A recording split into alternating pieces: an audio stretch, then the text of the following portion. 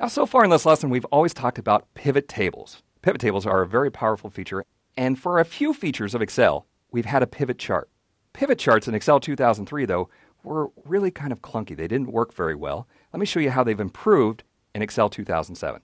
Once we have a pivot table, we can convert it to a pivot chart simply by clicking the pivot chart icon in the Options ribbon.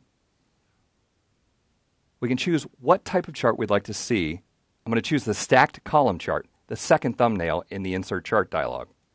Click OK, and Excel draws a default pivot table. We have dates going along the bottom, and then you can see the defects that popped up on the 28th, 29th, and 30th of the month. This is a great visual view that the red line, line number 2, started having problems earlier than the other lines, but eventually on the last day of the month, you can see the purple and green became substantial.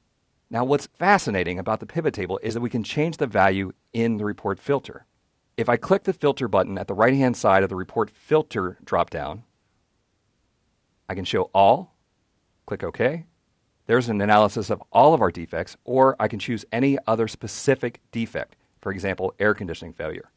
You'll see that these were relatively constant throughout the month, but there was something around the 20th or the 21st where those numbers spiked up. The pivot chart filter pane can tend to get in the way. Feel free to drag that out of the way so you can see the entire pivot chart. If you would like to change the pivot chart to a different type of chart, for example, a line chart or an area chart, that's easy to do using the Change Chart Type icon in the ribbon. I'll choose a stacked area chart. Click OK, and we have a completely different view of our data. Of course, all of the charting formatting options that we'll discuss in another lesson are available here in Pivot Charts. Well, pivot charts were fairly hard to use in old versions of Excel.